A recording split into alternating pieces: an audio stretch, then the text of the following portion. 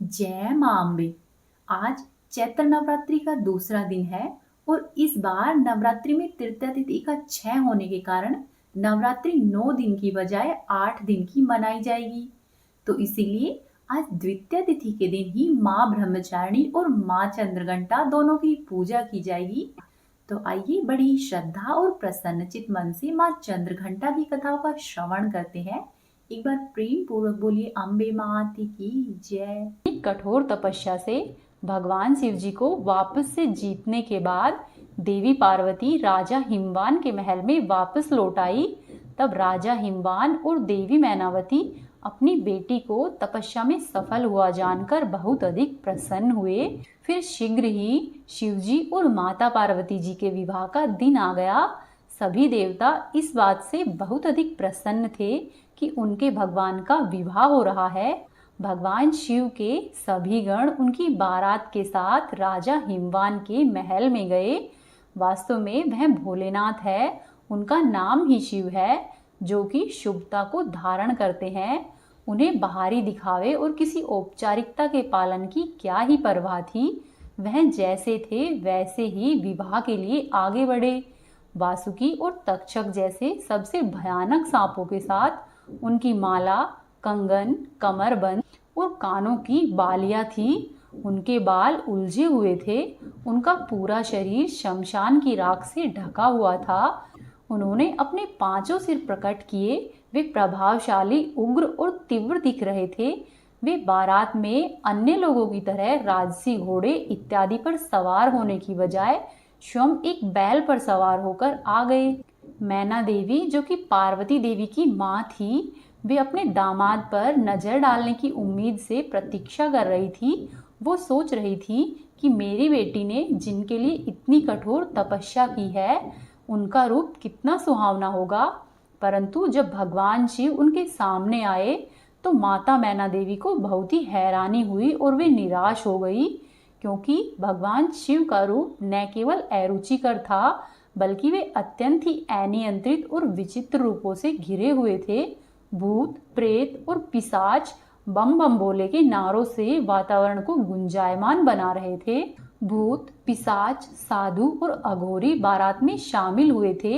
ये गण इतने अधिक उत्साहित थे कि मर्यादा के लिए कोई जगह ही नहीं थी। उनकी खुशी स्पष्ट रूप से दिखाई दे रही थी, लेकिन यह दृश्य किसी भी तरह से सुंदर या सुखद नहीं था। पार्वती देवी की माता मैना देवी इस तथ्य को पचा नहीं सकी।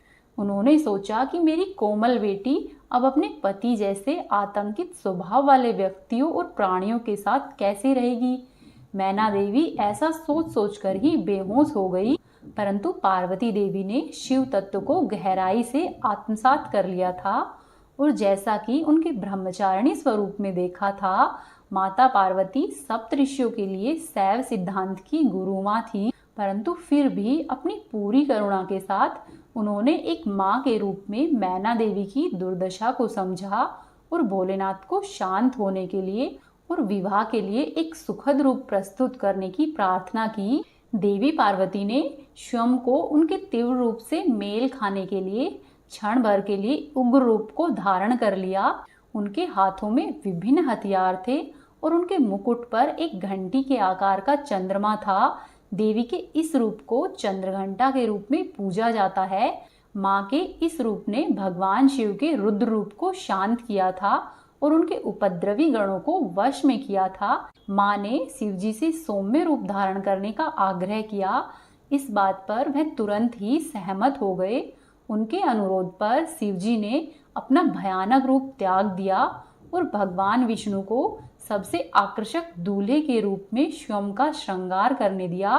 भगवान शिवजी के इस नए रूप को चंद्रशेखर या फिर सुंदरेश्वर के नाम से जाना गया। देवी पार्वती ने शिवजी के प्रति अपना प्रेम दिखाने के लिए, जिनकी जटाओं पर हमेशा ही आधा चंद्रमा रहता है, अपने माथे पर भी आधा चंद्रमा सजाया था। इसीलिए ही इनका नाम चंद्रघंटा पड़ा। विवाह के बाद देवी पार्वती एक शालीन और नई दुल्हन के रूप में भगवान शिव के साथ गई। भगवान शिव अभी भी ध्यान में डूबे हुए थे और देवी पार्वती एक बार फिर से हर दिन उनकी गुफा को साफ करती थी और उनकी सभी जरूरतों का ख्याल रखती थी, धीरे धीरे देवी पार्वती ने कैलाश में अपना नया घर स्थापित किया। इसी बीच तारकासुर बेचैन हो रहा था। अब जब शिव और उनकी शक्ति एकजुट हो गए, तब नवविवाहित के जीवन में सौहार्द को बाधित करने के लिए तारकासुर ने एक दुष्ट राक्षस जत्कासुर को भेजा। जबकि भगवान शिव जी घोर तपस्या में लीन थे और माँ पार्वती अपने घर के कामकाज में, तब जत्कासुर पूरी चमगादड़ सेना के साथ कैलाश पर्वत पर पहुंचा। जत्कासुर और उसकी चमगादड़ सेना ने आकाश को केवल अपने पंखों से ही ढक लिया। उन्होंने माँ पार्वती के नए सजाए हुए घर को उजाड़ना शुरू कर दिया।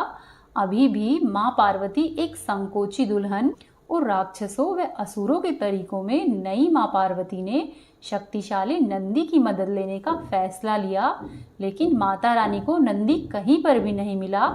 इसी बीच भगवान शिव के अन्य गणों ने जत्कासुर और उसकी शक्तिशाली सेना से सुरक्षा के लिए उनसे प्रार्थना की, क्योंकि उन्हें बार बार जत्कासुर के हाथों से हार का सामना करना पड़ता था और भगवान शिव जी अभी भी गहरी तपस्या में लीन थे। तब माँ पार्वती स्वयं शिव जी से मिलने के लिए गई। उन्होंने भगवान शिव से इस स्थिति से बाहर निकलने के लिए मार्गदर्शन करने की विनती की। फिर भी भोलेनाथ अपने तप से विचलित नहीं हुए। तब भगवान शिव ने माता रानी को भीतर से सशक्त बनाने का निर्णय लिया और भगवान शिव अपनी साधना में ही लीन रहे। तब पार्वती देवी को जत्कासुर से स्वतंत्र रूप से लड़ने की प्रेरणा मिली। तभी उन्होंने अकेले ही जत्कासुर से मुकाबला करने का फैसला किया। वह अभी अभी गुफा से बाहर निकली और देखा कि आकाश में अभी भी अंधेरा था। चमगादड़ के पंखों से पूरा आकाश ढका हुआ था। तब माता रानी ने चंद्रदेव से प्रार्थना की कि हे चंद्रदेव, युद्ध के लिए मैदान को रोशन करे और आकर मेरे मस्तक पर आराम करे। तभी युद्ध के मैदान में उनकी सहायता करने के लिए हिमालयी भेड़ियों का एक झुंड आ गया। देवी पार्वती को जल्द ही पता चल गया कि जत्कासुर आकाश में चमगादड़ों के द्वारा सक्रिय था। इसीलिए वह विशाल युद्ध के मैदान में एक विशाल घंटा लेकर आई और घंटा इतनी जोर से बजाया कि चमगादड़ों ने आसमान साफ कर दिया। जैसे ही उन भेड़ियों में से एक ने जत्कासुर पर प्रहार किया, तब देवी पार्वती ने उस घंटे से जत्कासुर के सिर पर प्रहार किया, जिसकी वजह से वह एक ही झटके में मारा गया। माथे पर चंद्र और हाथ में घंटा लिए हुए देवी के इस रूप को ब्रह्मदेव ने देवी चंद्रघंटा के रूप में महिमा मंडित किया। माँ चंद्रघंटा का रंग स्वर्ण के समान चमकीला होता है। इनके मस्तक में घंटे के आकार का अर्धचंद्र होता है, इसीलिए ही इन्हें चंद्रघंटा कहा गया है। माता रानी के 10 हाथ होते हैं। इनके हर हाथ में अलग अलग अस्त्र शस्त्र होते हैं। इनके हाथों में गदा, त्रिशूल, तलवार और धनुष होता है। माता रानी का वाहन सिंह है। इनकी मुद्रा युद्ध के लिए तैयार रहने की होती है।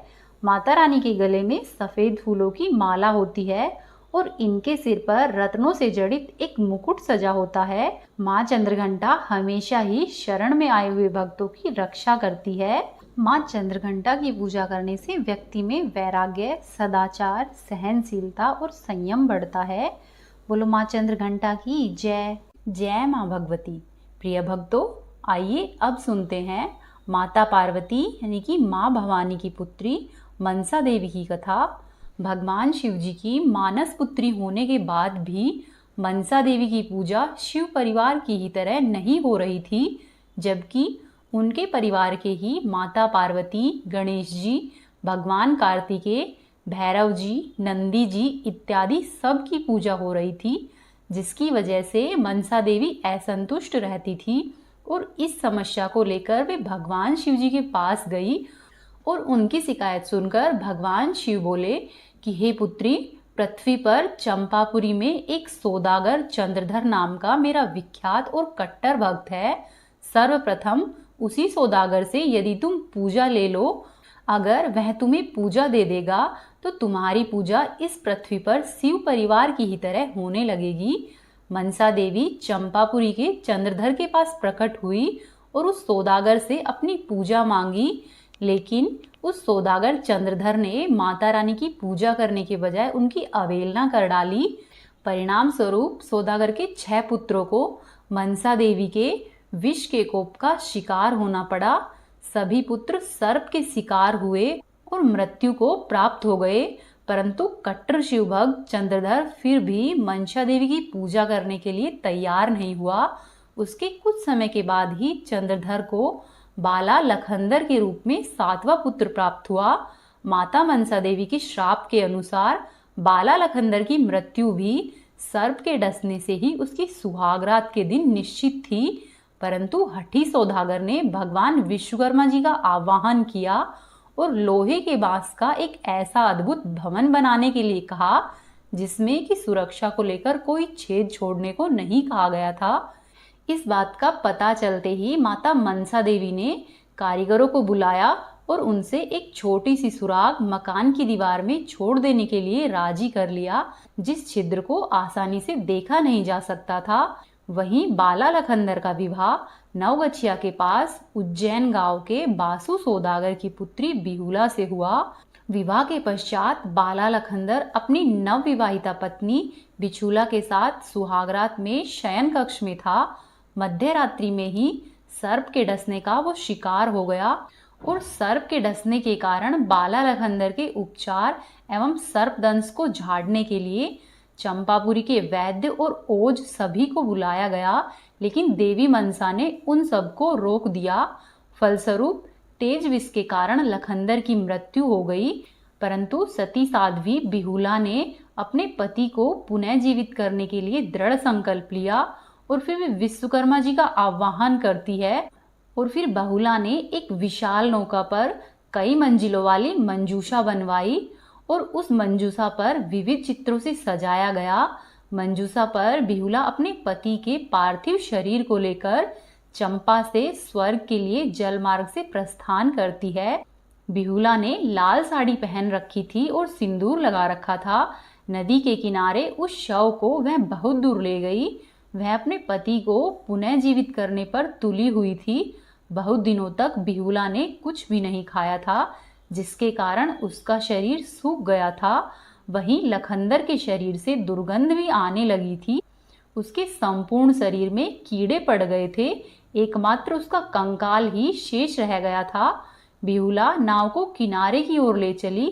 उसने वहां पर एक धोबिन के मुख से तेज टपकता हुआ देखा। बिहुला के कठोर तप को देखकर मनसा देवी ने ही उस धोबिन को वहां पर भेजा था। उस धोबिन ने बिहुला से कहा कि हे पुत्री, तुम मेरे साथ देवलोक में चलकर अपने नित्य से महादेव तथा सभी देवताओं को प्रसन्न करो। यदि तुम ऐसा करोगी तो ही तुम्हारे पति फिर से जीवित हो जाएंगे। बिहुला ने उसकी सलाह मान ली और वह उसके साथ देवलोक की ओर चल पड़ी और अपने पति की अस्थियों को उसने वक्ष स्थल से चिपका रखा था। वह अपने पति की स्मृति से उन्मुख होकर स्वर्ग की ओर चल पड़ी।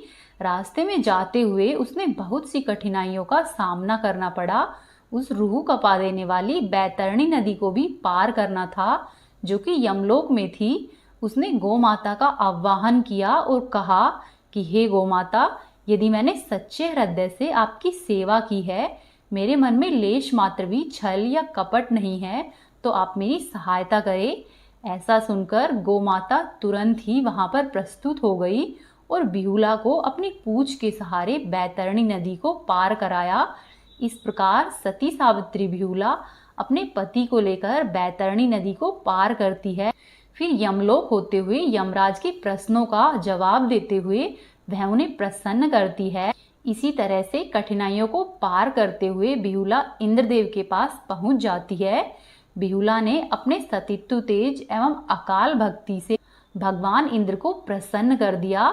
भगवान इंद्र सहित सभी देवताओं ने बिहुला से मनोवांछित वरदान मांगने के लिए कहा, तो बिहुला ने अपने पति का जीवन दान मांगा।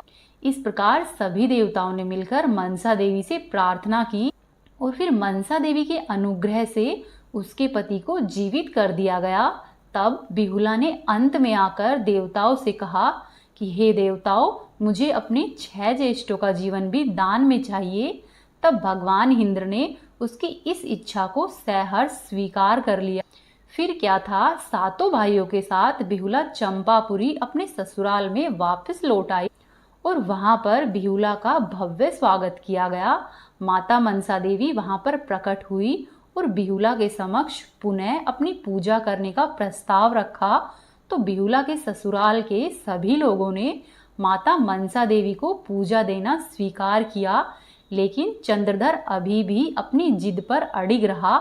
उसने घोषणा की कि मेरा दाहिना हाथ शिवजी की पूजा को ही अर्पित है, इसीलिए मैं मन से पूजा केवल भगवान शिव की ही करूँगा, अपने शिवजी को ही पूजा अर्पित करूँगा। फिर घर के सभी परिजनों ने मिलकर धीरे धीरे उस हठी सौदागर को देवी मनसा जी की पूजा करने के लिए मना लिया।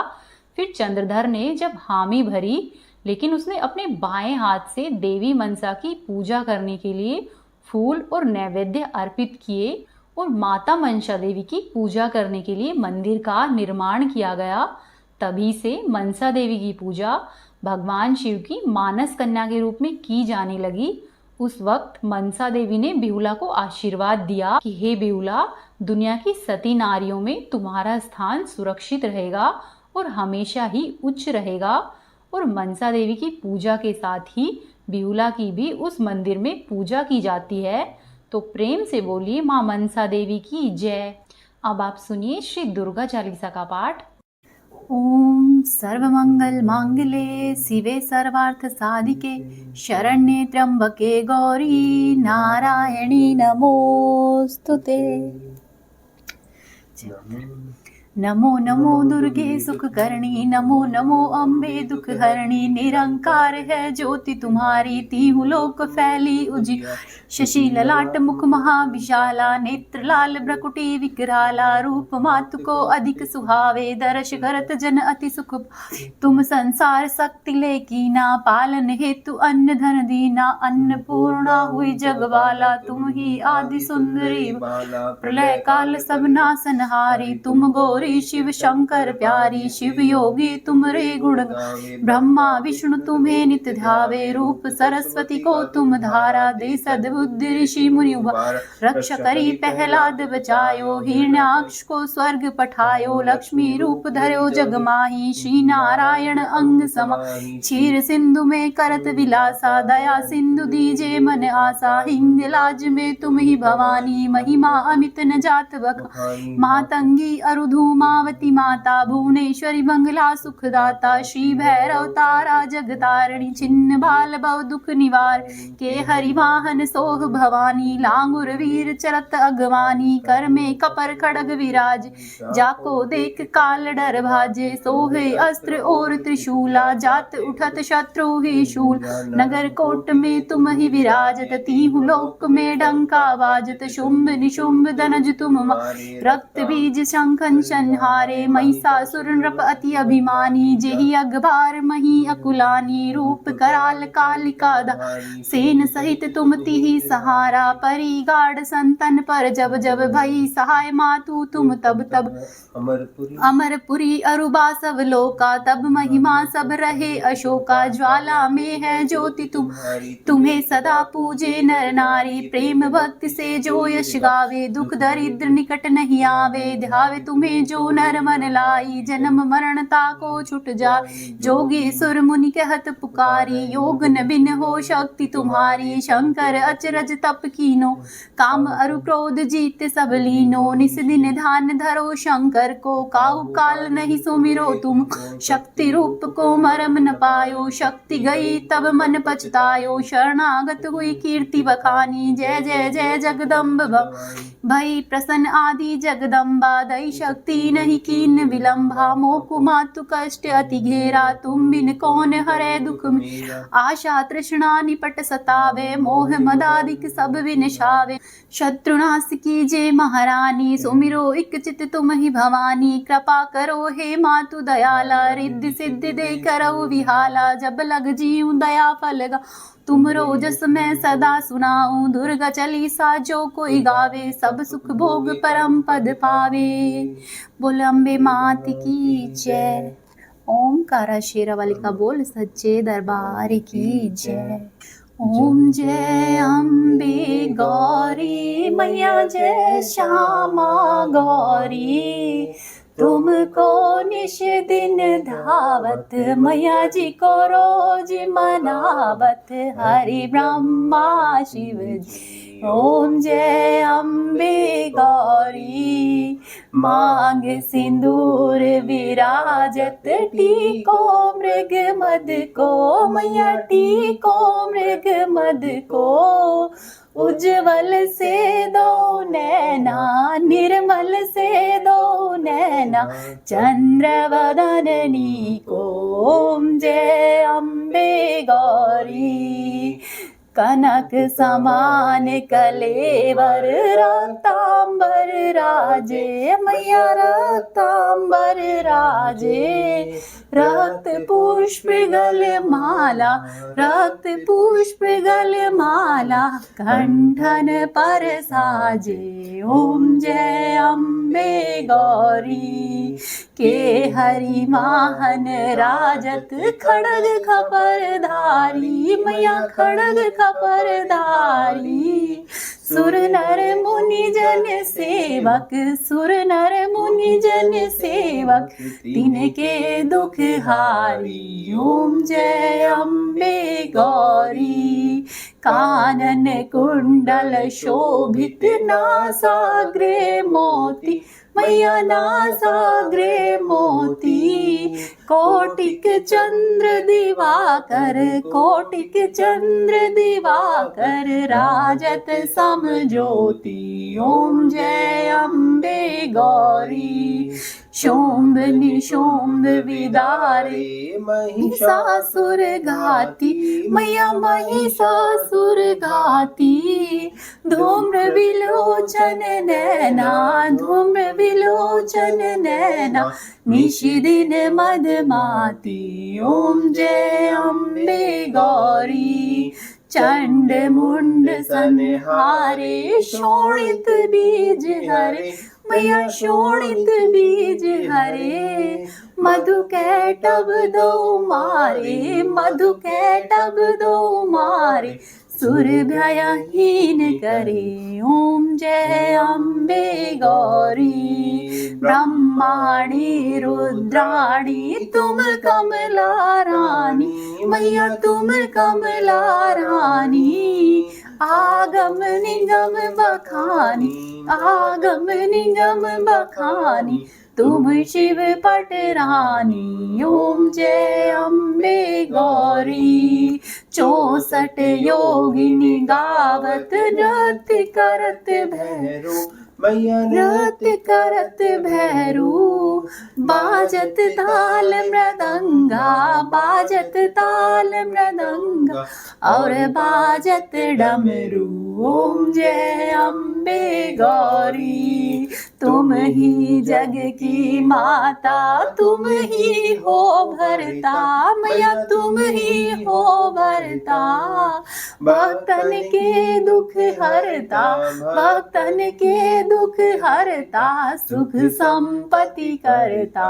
ओम जय अम्बे गौरी, भुजाचार्य अति शोभित वर मुद्राधारी मैया वर मुद्राधारी, मनवांचित फल पावत मनवांचित फल पावत सेवक नर नारी। ओम जय अम्बे गौरी, कंचन थाल विराजत अगर कपूर बाती मैया अगर कपूर बाती, श्रीमाल के तुम्हें राजत नगर कोट में विराजत कोटि रतन ज्योति। ओम जय अम्बे गौरी, माँ अम्बे जी की आरती जो कोई नर गावे मैया प्रेम सहित गावे, कहत शिवानंद स्वामी भजत हरि हर स्वामी मनवांछित